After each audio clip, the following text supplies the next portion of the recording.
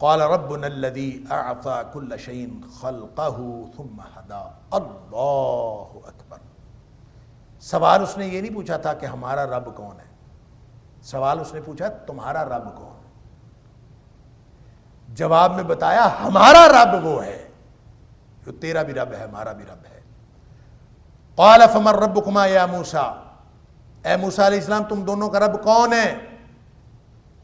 قال ربنا الذي اعطى كل شيء خلقه ثم هدى. ہمارا رب وہ ہے، وہ ہم سب کا رب ہے. الذي وہ ذات اعطى كل شيء خلقه، جس نے ہر چیز کو تخلیق عطا فرمائی، جس کی صورت گری کی، جس کو پیدائش عطا کی، جس کو بنایا، جس کو تخلیق فرمایا.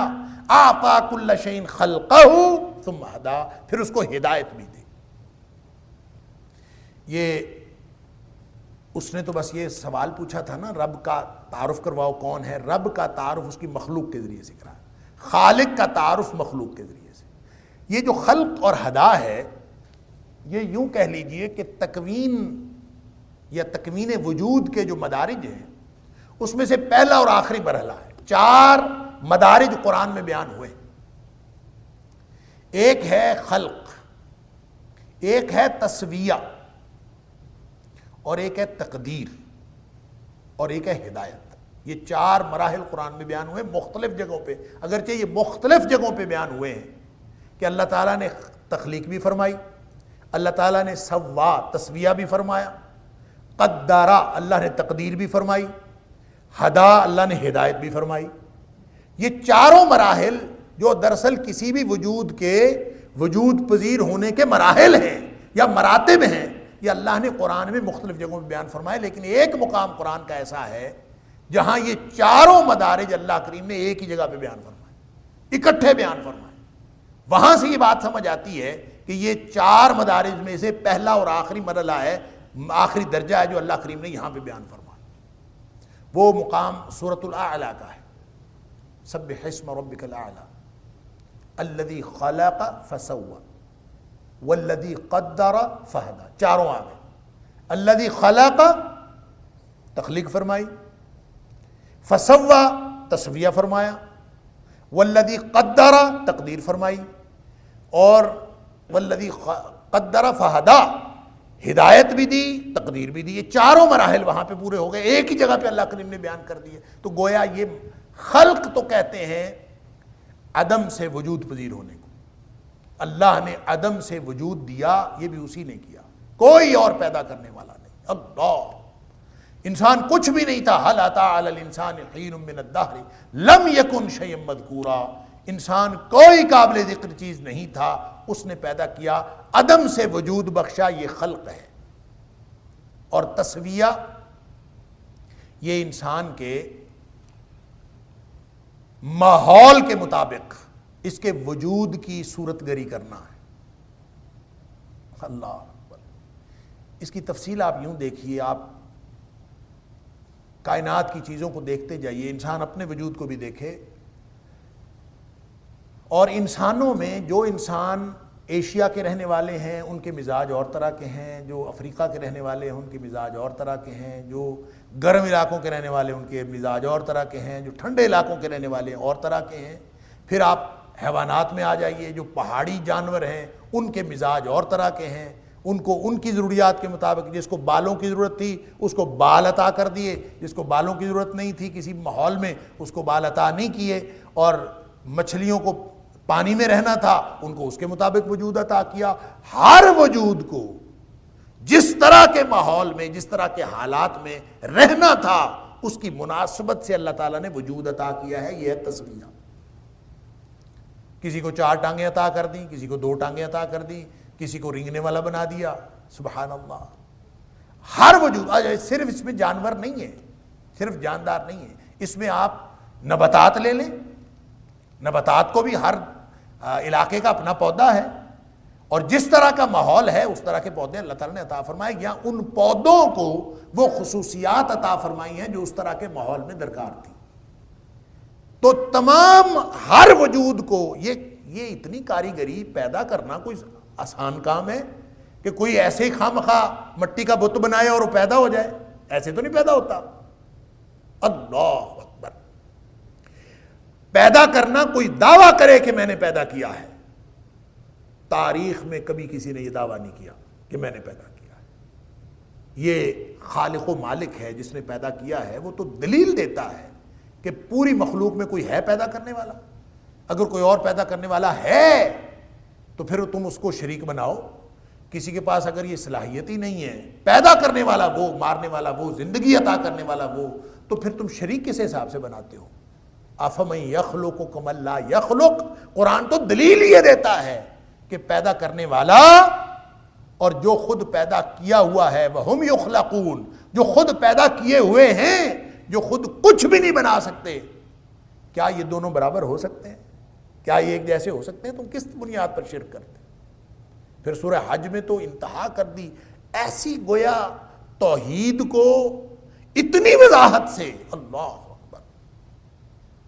فرمایا کہ یہ سارے جن کو تم شریک بناتے ہو نا اللہ کے مخلوق میں سے، جتنے بھی شریک ہیں ان سب کو کہہ دو یہ سارے مل کے اکٹھے ہو کے لن یخلقوا ذبابا ولو اجتمعوا له، یہ ایک مکھی بنانے کے لیے ساری دنیا کے وسائل اکٹھے کر لیں اور سارے مل کے ایک مکھی نہیں بنا سکتے. اللہ اکبر. مکھی بنانا تو دور کی بات ہے. وَإِن يَسْلُبْهُمُ الذُّبَابُ شَيْئًا، اگر مکھی ان سے کوئی چیز چھین کے لے جائے نا، یہ کھانا کھا رہے ہیں اور ان کے آگے سے مکھی نے چھوٹا سا اپنے وجود کے مطابق ایک ذرہ اٹھا لیا، اٹھا کے چل پڑی. اب یہ سارے مل کے اس مکھی سے چھین کے دکھا دیں. ضعف الطالب والمطلوب، جن سے مانگا جا رہا ہے وہ بھی کتنے کمزور ہیں، جو مانگنے والے ہیں وہ بھی کتنے کمزور. ضعف الطالب والمطلوب، مانگنے والا بھی کمزور، جس سے مانگا جا رہا ہے وہ بھی کمزور. یعنی اس اللہ کو چھوڑ کر ما قدر اللہ حق قدرہ، لوگوں نے اللہ کی قدر ہی نہیں کی. اب وہ تخلیق بھی اس نے کی ہے، تسویہ بھی اس نے فرمایا ہے حالات کے مطابق. پھر اس کے علاوہ جو دائرہ عمل ہے، ہر شخص کو ایک دائرہ عمل، ہر وجود کو ایک دائرہ عمل دیا. صرف شخص کی بات نہیں ہے، یہ کائنات کے ہر وجود کی بات ہے. ہر وجود کو ایک دائرہ عمل دیا ہے اور وہ اپنے دائرہ عمل میں رہ رہا. خواتین ہیں، ان کا اپنا مزاج ہے، مردوں کا اپنا مزاج ہے. ہر علاقے کے مرد و خواتین کا اپنا اپنا مزاج ہے. جانداروں کا اپنا مزاج ہے، مچھلیوں کا اپنا مزاج ہے، اور جنگل میں اور صحرا میں پھرنے والے جو جانور ہیں ان کا اپنا مزاج ہے، اور جو گھنے جنگلات میں گھنے درختوں میں رہتے ہیں ان کا اپنا مزاج ہے. یہ سارا کا سارا وہ اپنے اپنے عمل کو وہ کر رہے ہیں. اور اسی طرح جو دنیا کے، جو کائنات کے دوسرے وجود ہیں جو جاندار نہیں بھی ہیں، ان سب کو ایک وجود بخشا اور ساتھ ہی ان کا دائرہ عمل بھی متعین کر دیا کہ تم نے یہ کرنا. اللہ اکبر. کوئی نہیں سمجھاتا، لیکن سب کو پتا ہوتا ہے کہ میں نے کیا کرنا. مچھلی کو پتا ہے میں نے تیرنا ہے، اس کا دائرہ عمل پانی ہے. اور جن جانوروں کا دائرہ عمل پانی نہیں ہے ان کو ویسا عمل کا شعور دیا ہے. اور یہ عمل کا شعور ہر وجود کے اندر موجود. عمل کہ ان کرنا کیا ہے، جس کو قرآن نے اس طرح واضح کیا. والقمر قدرناہ، یہ تقدیر ہے نا. کیا ہے تقدیر؟ والقمر قدرناہ منازل حتى عاد كالعرجون القديم لا الشمس ينبغي لها ان تدرك القمر ولا الليل سابق النهار وكل في فلك يسبحون. چاند کو مقرر کر دیا کہ تم نے اپنے مدار میں گھومنا ہے. سورج کو مدار دے دیا، تم نے اپنے مدار میں گھومنا ہے. کبھی ایسا نہیں ہو سکتا کہ سورج چاند کے مدار میں چلا جائے یا چاند سورج کے مدار میں آ جائے. نہیں، ممکن نہیں. کیوں؟ کل فی فلک یسبحون، ہر ایک اپنے اپنے مدار میں گھوم رہا ہے. یہ اللہ تعالیٰ نے تقدیر مقرر کی ہے.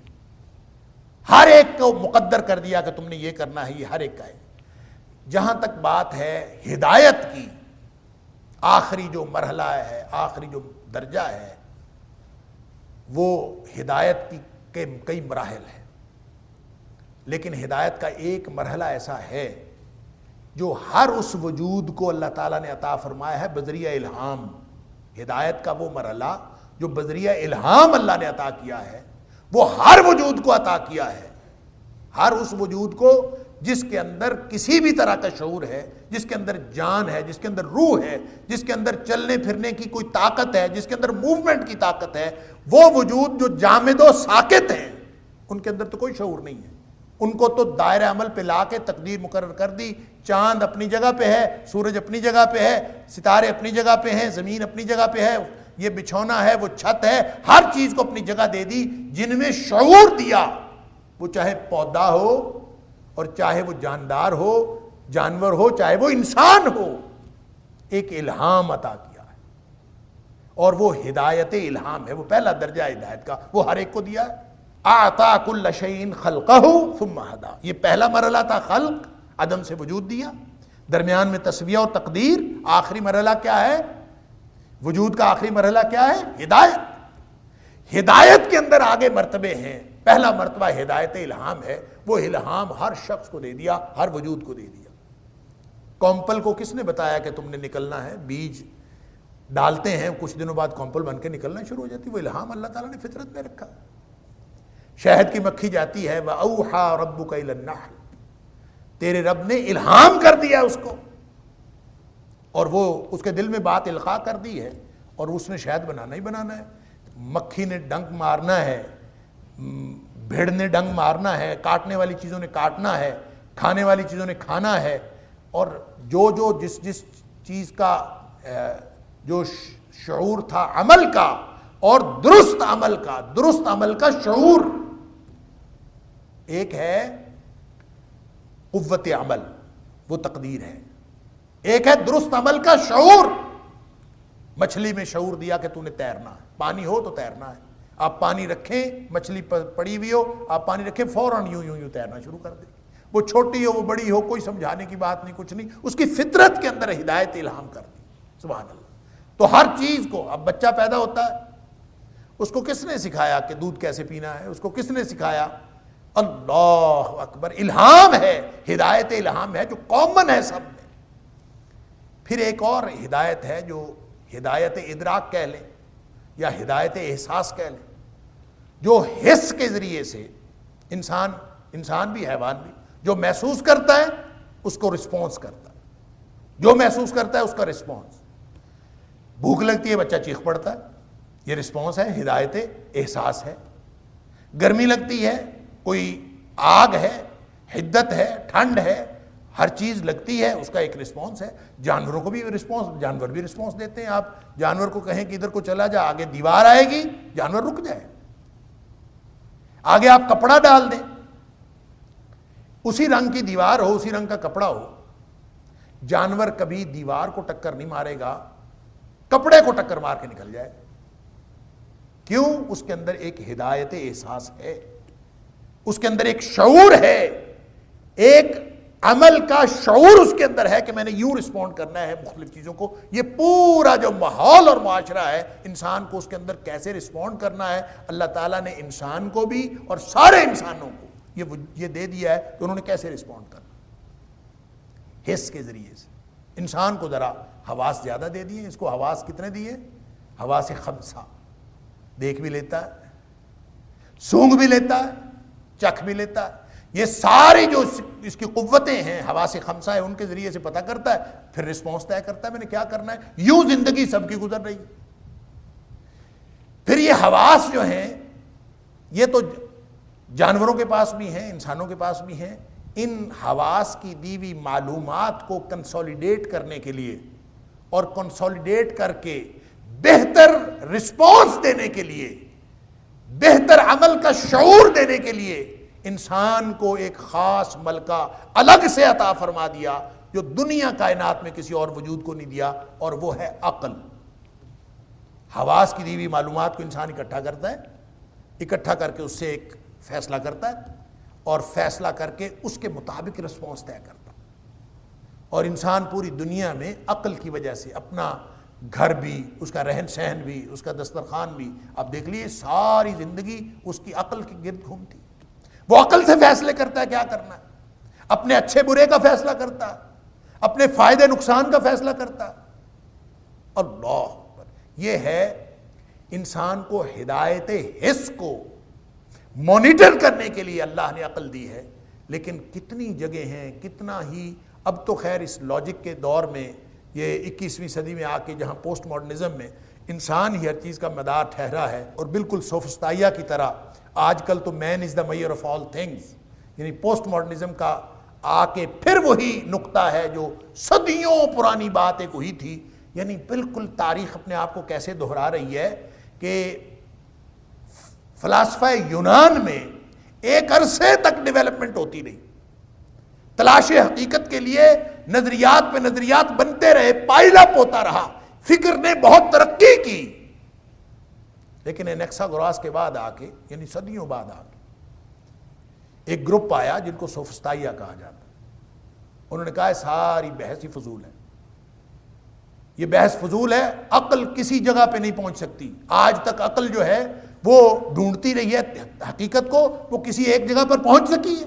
نہیں پہنچ سکی، لہٰذا یہ تلاش ہی بے سود ہے، یہ تلاش نہیں کرنی چاہیے بلکہ وقتی طور پر دیکھنا چاہیے مجھے کس بات میں فائدہ ہے۔ لہٰذا پروٹاگوراس کا وہ بہت مشہور مقولہ تاریخ فلسفہ یونان میں آپ پڑھتے ہیں کہ مین از دا میئر آف آل تھنگز، آدمی ہر چیز کا پیمانہ، کوئی علم نہیں ہے سوائے آدمی کے، کوئی فائدہ نہیں ہے سوائے آدمی کے، کوئی نقصان کا تصور نہیں ہے سوائے آدمی کے، کوئی خیر اور شر کا تصور نہیں ہے، گویا جو میرے لیے فائدہ ہے، جو وہ میرے لیے خیر ہے، جو چیز میرے لیے نقصان کی ہے وہ میرے لیے شر ہے، بات ختم۔ ہو سکتا ہے میری چیز جو مجھے فائدہ دے رہی ہے وہ آپ کو نقصان دے رہی ہو، لہٰذا ایک ہی چیز ایک بندے کے لیے خیر اور دوسرے کے لیے شر ہو سکتی ہے۔ مین از دا میئر آف آل تھنگز، اس سے مراد مین سے مراد نوع انسان نہیں ہے کہ سب اجتماعی طور پر جس کو خیر سمجھے وہ خیر ہے اور جس کو شر سمجھے شر ہے، نہیں، ہر آدمی انڈیویجولی فیصلہ کرے گا کہ میرے لیے کیا خیر ہے اور کیا شر ہے، اس سے زیادہ سوچنے کی ضرورت ہی نہیں ہے، اور اس سے پہلے کی ہوئی ساری تحقیق کو اور جتنی فکری ترقی اور فکری ارتقاء ہوا تھا انہوں نے یکسر اس سب کو ریجیکٹ کر دیا، ہر چیز ختم ہو گئی، فکری طور پر مکمل تخریب ہو گئی۔ یہی کچھ اب ہو رہا، وہ کہتے ہیں نا جدید جاہلیت ہو یا قدیم جاہلیت ہو ساری ایک جیسی ہے۔ پوسٹ ماڈرنزم پڑھے لکھے دور میں پڑھی لکھی بات، وہ کہتے ہیں یہ ڈیتھ آف آتھر کا دور ہے۔ کیا مطلب؟ اب تک جو لکھا گیا جو پڑھا گیا سب غلط ہو گیا، بالکل وہی بات جو سوفسٹائیا نے کہی تھی۔ اب تک جو ترقی ہوئی ہے ہم نے فائدہ ڈھونڈنے کی کوشش کی، ماڈرنزم نے اپنے راستے ڈھونڈنے کی کوشش کی، کوئی راستہ درست نہیں ہے، اس لیے کہ ماڈرنزم کہتا ہے کہ آزادی ہونی چاہیے، پوسٹ ماڈرنزم کہتا ہے ایبسلیوٹ کانسیپٹ آف فریڈم اور لبرٹی ڈز ناٹ ایگزسٹ، وہ ہے ہی نہیں، یعنی کوئی آپ حتمی آزادی کا اور مکمل آزادی کا کوئی تصور، کوئی صورتحال ہو سکتی ہی نہیں۔ اسی طرح مساوات کی بات کرتے ہیں، کوئی حتمی کوئی تصور نہیں ہے عملی طور پر مساوات کا ایسا، اسی طرح رواداری کی بات ہے، اسی طرح ترقی کی بات ہے۔ بہرحال ان ساری باتوں کو چھوڑیں، مسئلہ یہ ہے کہ پوسٹ ماڈرنزم نے طے کر لیا کہ اب تک جو ترقی ہوئی تھی، انسانوں نے جو کچھ لکھا تھا، جو کچھ پڑھا تھا، جو کچھ ارتقاء ہوا تھا فکر کے اندر، وہ سارا غلط ہے۔ تو صحیح پھر کیا ہے؟ صحیح یہ ہے جو میں سمجھوں وہ صحیح ہے، میں انسان ہیومن بطور ہیومن، بس یہ سب سے بڑا ہے۔ اسی وجہ سے ہیومن رائٹس کیا ہیں؟ ہیومن رائٹس وہ ہیں جو ایک انسان چاہتا ہے اس کو چاہنے کی آزادی ہونی چاہیے، الا ھذا القیاس۔ اس کی آگے تفصیلات ہیں، تو کہنے کی بات یہ ہے اللہ نے جو ہدایت دی ہے اس عقل کو بھی بے لگام نہیں ہونے دیا۔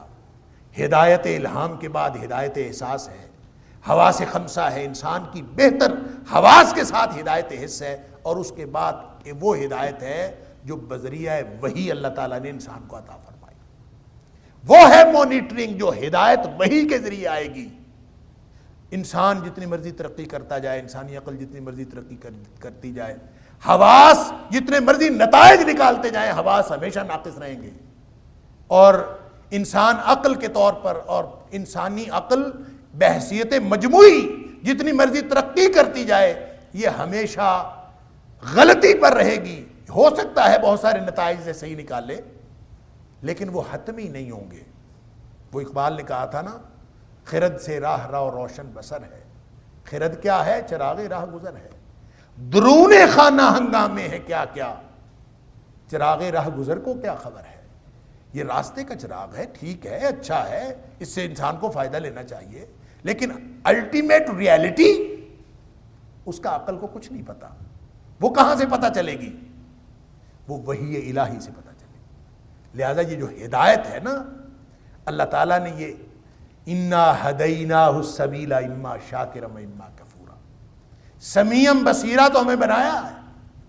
انا خلقنا الانسان من نطفۃ امشاج نبتلیہ فجعلناہ سمیعا بصیرا، ہم نے اس کو ساری صلاحیتیں دی ہے، لیکن اصل جو ہدایت ہے انا ہدیناہ السبیل اما شاکرا و اما کفورا وہدیناہ النجدین والذین جاہدوا فینا لنہدینہم سبلنا، جو ہمارے راستے میں کوشش کرتے ہیں اس کو سیدھا راستہ بتا دیتے ہیں۔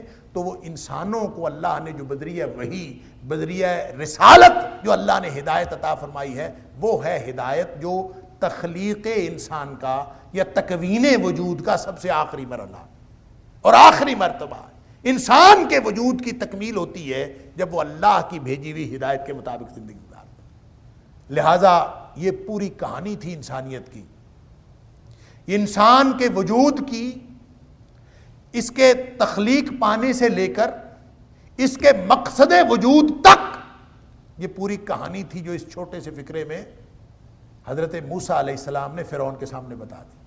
اللہ اکبر!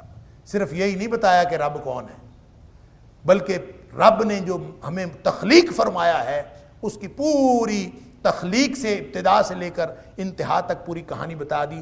اعطا کل شیء خلقہ ثم ہدا، سبحان اللہ! وہ ذات جس نے صورت گری بھی کی، جس نے ماحول بھی بنایا، جس نے انسان کو وجود بھی ہر ماحول کے مطابق عطا کیا، جس کو عدم سے وجود پذیر بھی کیا، ماحول کے مطابق بھی بنایا، ہر وجود کے تقاضے پورے کیے، اس کے اندر دائرہ عمل بنایا، پھر عمل کا شعور دیا، پھر اس شعور کے اندر ہدایت الہام کے بعد ہدایت احساس پیدا کی، اور پھر اس کو وحی کی ہدایت کے ذریعے سے تکمیل پذیر کیا۔ یہ مکمل ہدایت اور مکمل کہانی فرعون کے سامنے رکھ۔ اللہ اکبر! اب یہ صرف رب کا تعارف نہیں بلکہ پوری زندگی کا شعور، یہ ہے وہ جامعیت کلام جو اللہ اپنے نبیوں کو عطا کرتا ہے۔ اور جب حضرت موسیٰ علیہ السلام کو یہ جامعیت عطا ہوئی ہے اور ہارون علیہ السلام کو عطا ہوئی ہے، تو کیا خیال ہے نبی اکرم صلی اللہ علیہ وسلم کے کلام کی جامعیت کا، کہ جن کے بارے میں نبی اکرم صلی اللہ علیہ وسلم خود فرمایا کہ کسی نبی کو یہ کلام کی جامعیت عطا نہیں ہوئی جو مجھے عطا ہوئی ہے۔ سبحان اللہ! اوتیت جوامع الکلم، مجھے کلام کی جامعیت عطا کی گئی ہے۔ تو آپ حضرت موسیٰ علیہ السلام کی جامعیت کلام کو دیکھ لیجیے۔ اللہ نے فرمایا کہ ان کو کہہ دو، کہہ دیا، ربنا الذی اعطی کل شیء خلقہ ثم ہدی۔ اب آپ اندازہ کیجئے، ایک بندہ جو اپنے آپ کو رب کہتا ہے سب سے بڑا، انا ربکم الاعلی، سرکشی کی انتہا ہے، وسائل، اقتدار، ہر چیز ہے، پرلے درجے کا مشرک ہے، اور وہ ان ساری باتوں کو سن کے وہ کیا جواب دے گا؟ مشرک کی تو ویسے ہی مت ماری ہوتی، اور فرعونیت بھی ہو ساتھ، یعنی تکبر اور غرور بھی ہو، تو انسان کی تو آنکھیں ویسے اندھی ہوئی ہوتی۔ تو حضرت موسیٰ علیہ السلام اور ہارون علیہ السلام کی یہ بات سن کے وہ کیا سمجھا ہوگا؟ اس کو کچھ سمجھ آئی یا نہیں آئی؟ اس نے فوری طور پہ ایک سوال داغا۔ اس نے کہا کہ یہ بتاؤ کہ پہلے لوگوں کا کیا بنا، جو پہلے لوگ گزر گئے۔ اب تو دیکھیں، حضرت موسیٰ علیہ السلام اور ہارون علیہ السلام نے تو پوری کہانی بیان کر دی، پورا مقصد وجود بیان کر دیا، انسانوں کا مقصد زندگی بیان کر دیا، اس کے اندر انتہا اور انسان کا جو انجام ہے وہ بھی اس کے اندر بیان کر دیا۔ ہدا، اللہ نے ہدایت بھی دی ہے، لہذا الٹیمیٹ ریالٹی کیا ہے؟ وہ اللہ کی دی ہوئی ہدایت ہے۔ جب سارا کچھ بتا دیا تو اس کے مقابلے میں اس کے پاس تو کچھ بھی نہیں تھا، وہ کیا لاتا؟ اللہ اکبر! وہ جیسے نمرود کے بارے میں اللہ کریم نے فرمایا فبوہت الذی کفر، کہ وہ کافر جو ہے مبہوت ہو گیا، اس کو جواب ہی نہیں آیا۔ یہاں بھی صورتحال اسی طرح کی، اس کو جواب کوئی نہیں آیا۔ وہ گویا فکری طور پر اتنا پسماندہ تھا، فکری طور پر اتنا پست تھا کہ اس کو کوئی جواب نہیں آیا. کوئی وہ حضرت موسیٰ علیہ السلام اور ہارون علیہ السلام کے ساتھ کسی طرح کا مباحثہ کرنے کی سکت ہی نہیں رکھتا تھا. دلیل ہوتی بھی کیا، جو کائنات کے حقائق ہیں وہ تو سامنے رکھ دیے تھے. اب اس کے جواب میں کوئی کٹ حجتی ہو سکتی تھی، وہ بھی نہیں کر سکا، کچھ بھی نہیں کر سکا. لہذا اس نے بات کا رخ موڑا. قال فما بال القرون الاولی. اچھا یہ بتاؤ جو پہلے لوگ گزر گئے ان کا کیا حال، پہلے زمانوں کے لوگ ان کا کیا حال. اب اس میں دو باتیں ہیں اس کے اس سوال میں. ویسے تو حکمت اللہ ہی جانتا ہے، لیکن جو ظاہری طور پر سمجھ آتی ہے، ایک تو یہ وجہ کہ اس نے بات کا رخ موڑا، کیونکہ جو سلسلہ کلام چل نکلا تھا وہ انتہائی اعلیٰ درجے کی ہدایت تھی، وہ انتہائی اعلیٰ فکری اور اعلیٰ انسان کی ہدایت کا سامان تھا، جو اس کی سطح سے بہت بلند تھا. اور اس کو سمجھ نہیں آئی کہ اب میں کیا کہوں، یا تو مان لے یا انکار کرے. وہ پہلے سن چکا ہے، مانوں گا تو اقتدار ختم ہوگا، نہیں مانوں گا تو عذاب ہے. لہٰذا اس کے پاس کوئی راستہ نہیں تھا اور اس نے بات کا رخ موڑ دیا. بس اس کے علاوہ اور کوئی وجہ نہیں ہے کہ اس نے کہا کہ چلیں اس کو رخ، سوال ایسا کرو کہ بات کا رخ موڑ جائے، اور کوئی طریقہ نہیں. اور اس نے کہا فما بال القرون الاولی، پرانے لوگوں کی بات بتاؤ، اس سے پہلے جو پرانے زمانوں میں لوگ جو گزر گئے ان کا کیا حال ہوگا. بعض مفسرین نے ایک بات یہاں پہ لکھی ہے کہ وہ جو فرعون تھا نا، اس نے بڑی چلاکی کی ہے. آخر فرعون تھا، اتنا بڑا ملک چلا رہا تھا، اور یہ بڑے شاطر ہوتے ہیں. یہ اس نے شاطرانہ سوال کیا تھا. شاطرانہ سوال اس طرح سے تھا کہ حضرت موسیٰ علیہ السلام کا ممکنہ جواب کیا ہو سکتا تھا. دو ممکنہ جواب ہو سکتے تھے.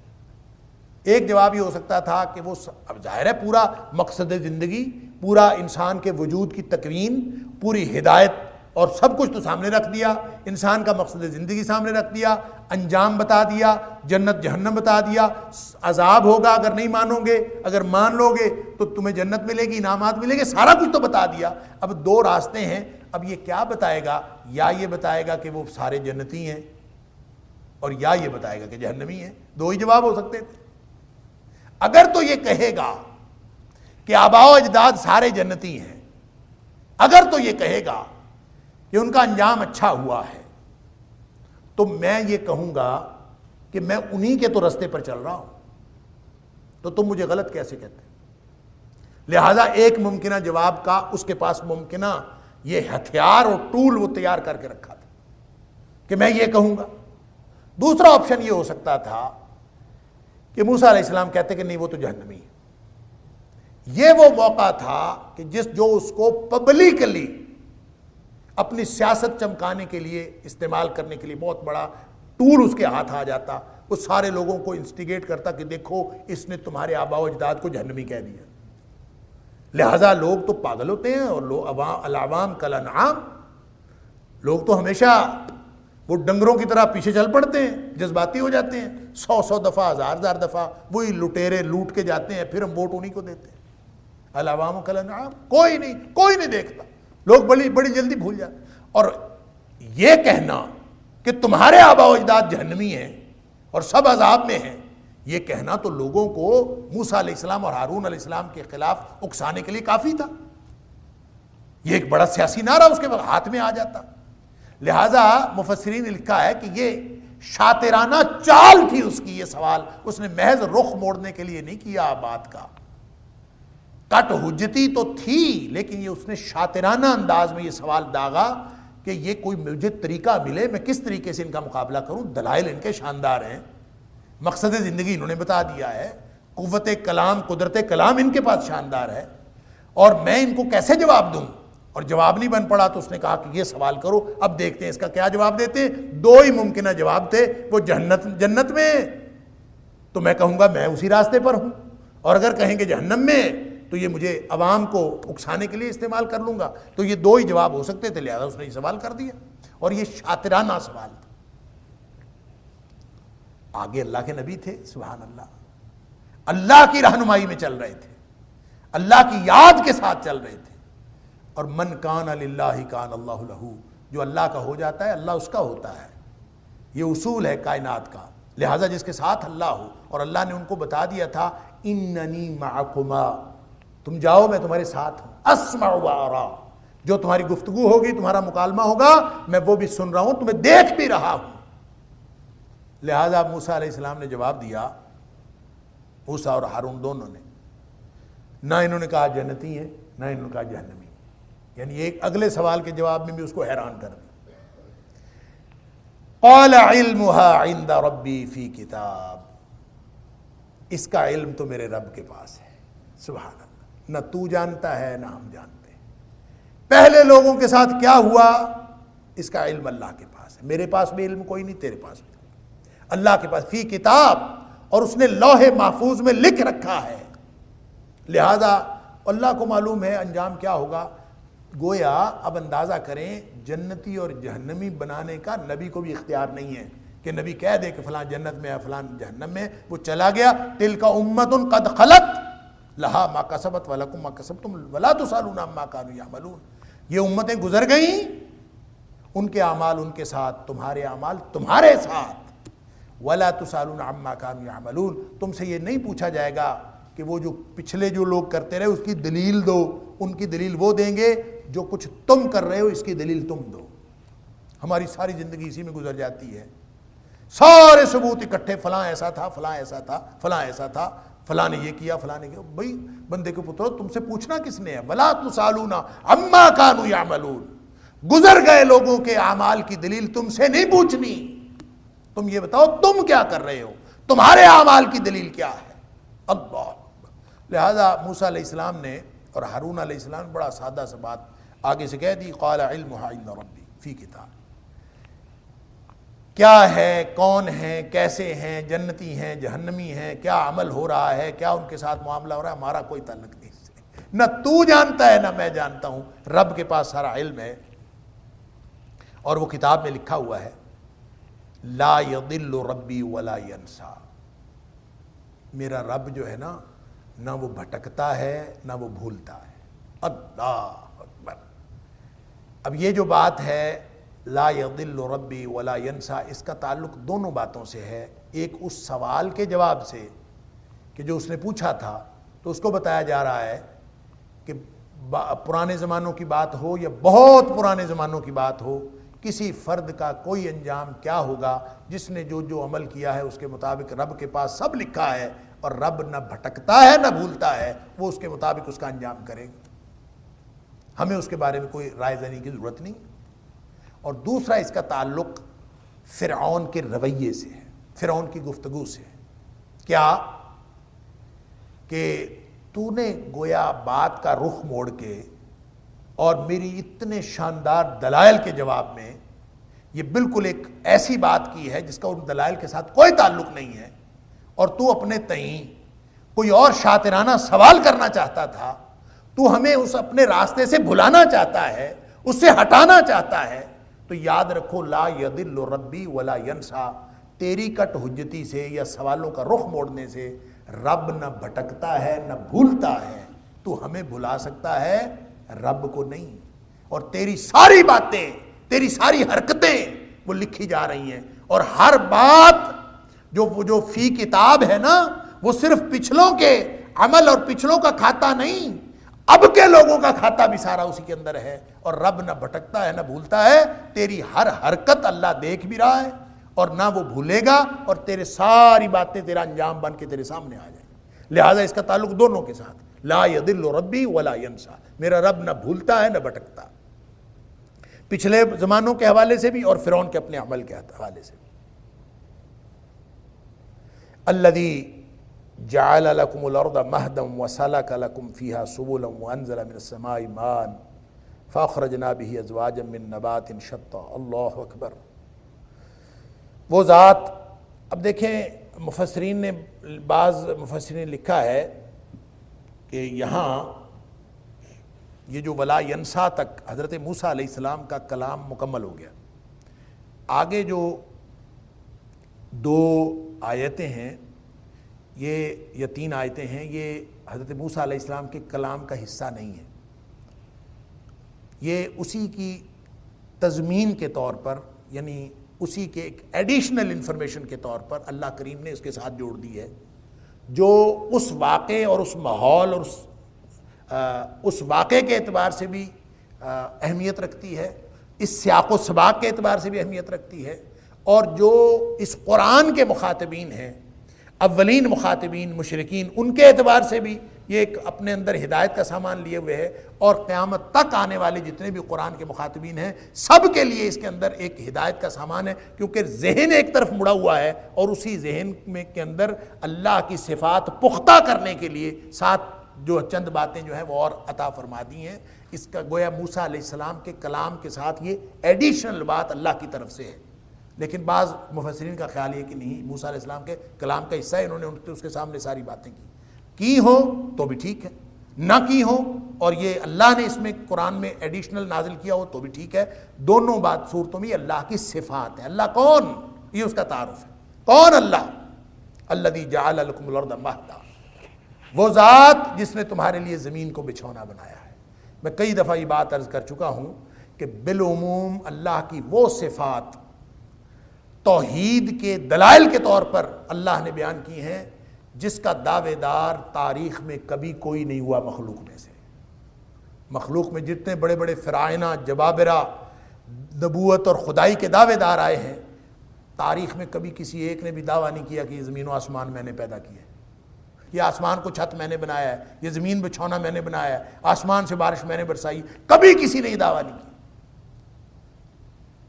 جو وجود خدا کے منکر ہیں, جو ملحد ہیں ہر دور کے, جو دہریے ہیں, وہ بھی یہ نہیں کہتے کہ ہم نے پیدا کیا یا فلاں نے پیدا کیا. وہ بھی نیچر کوئی ایک فینومینا کہتے ہیں, ایک نیچرل ایک طبعی قانون ہے, فطری قانون ہے, وہ بھی بناتا ہے. لیکن خود کس نے پیدا کیا؟ یہی اب یہ اللہ کی وحدانیت کی سب سے بڑی دلیل ہے کہ یہ وہ چیزیں ہیں جن کے بنانے کا اور جن کے خالق ہونے کا کبھی کسی نے دعویٰ نہیں کیا.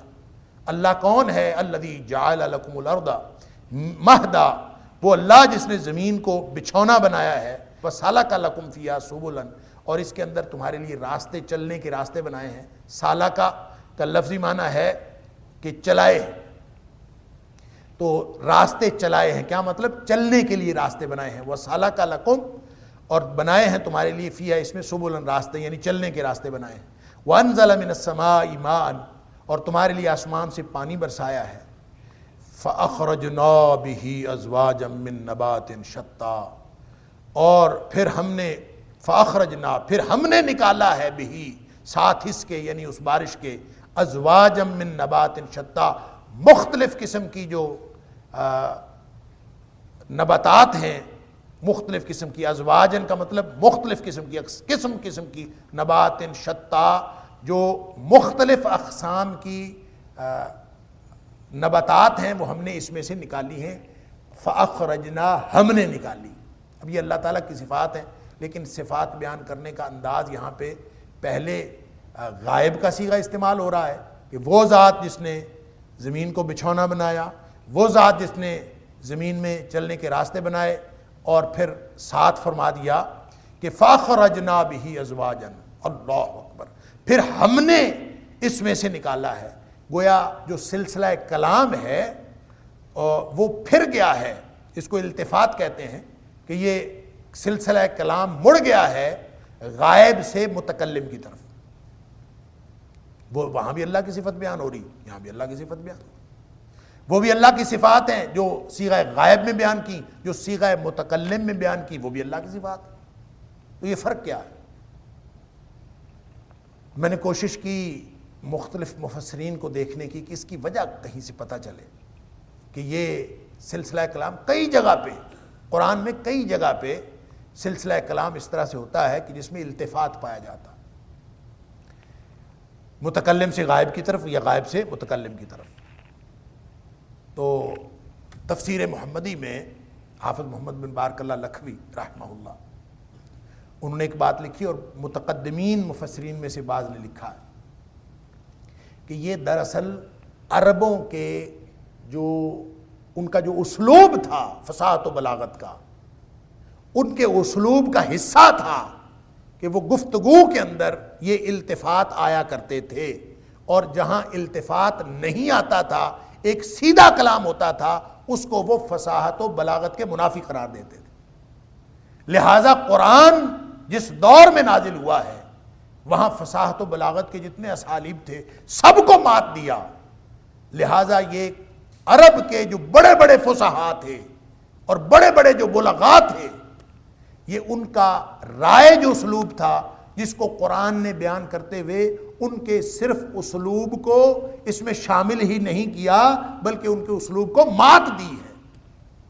اور یہ اس کے اندر بلاغت پیدا ہوتی ہے کہ بارش برسانے والا، زمین کو بچھونا بنانے والا وہی ہے۔ اب یہاں پہ پھر کہنا فاخرجنا، پھر ہم ہیں نکالنے والے، تو یہ وہ خطاب ہے، قرآن پورا کا پورا خطاب ہے، تقریر ہے، اور تقریر کے اندر یہ جو اسالیب ہیں یہ تبدیل ہوتے رہتے ہیں، صیغے تبدیل ہوتے رہتے ہیں، گفتگو تبدیل ہوتی رہتی ہے۔ یہ تقریر ہے، یہ تحریر نہیں ہے۔ قرآن اللہ نے سنایا ہے، لکھوایا نہیں ہے۔ لکھوایا تو نبی کریم صلی اللہ علیہ وسلم نے، اللہ نے تو سنایا ہے، لہذا یہ تقریر ہے۔ اس تقریر کو تقریر سمجھیں گے تو تقریر کرنے والا کسی وقت کسی اسلوب میں بات کرتا ہے، کسی وقت کسی اسلوب میں بات کرتا ہے، تو یہ دراصل ایک فصاحت و بلاغت کی نشانی ہے، قرآن کے اعجاز میں سے ایک۔ کلوا ورعوا انعامکم، یہ جو مختلف قسم کی نباتات ہم نے طرح طرح کے رنگ رنگ کی قسم قسم کے دیے ہیں، اس کو کھاؤ بھی، ورعوا انعامکم، اور اپنے جو مویشی ہیں ان کو بھی چراؤ، ان کو بھی کھلاؤ۔ یہ ان فی ذلک لآیات لأولی النہی، ان کے اندر بھی نشانیاں ہیں ان لوگوں کے لیے۔ یہ جتنی بھی چیزیں ہیں یہ ساری اللہ کی توحید کی نشانیاں ہیں، لیکن نشانیاں کس کے لیے ہیں؟ لأولی النہی۔ مختلف جگہوں پہ تو فرمایا کہ لأولی الالباب، عام طور پہ قرآن نے اولی الالباب کا لفظ استعمال کیا ہے، اور لب جو ہے، الباب لب کی جمع ہے، اس کا مطلب ہوتا ہے عقل، عقل والوں کے لیے نشانیاں۔ یہاں فرمایا لأولی النہی، نہا کا معنی بھی عقل ہے، کہتے ہیں نہا نہیہ کی جمع، اور نہیہ کہتے ہیں عقل کو، اور اس کی وجہ تسمیہ کہتے ہیں کہ یہ جو اہل لغت نے لکھا ہے کہ نہیہ کو عقل کہنے، یعنی عقل کو نہیہ کہنے کی وجہ یہ ہے کہ یہ انسان کو برے کاموں سے روکتی ہے۔ برے کاموں سے اگر کوئی چیز روکتی ہے انسان کو وحی کے علاوہ تو وہ انسان کی عقل ہے۔ اللہ تعالیٰ نے انسان کی عقل کے اندر کچھ شعور رکھا ہے، وہ شعور انسان کو ایک خاص عمل پر قائم رکھتا ہے، اس لیے اس کو نہیہ کہتے ہیں۔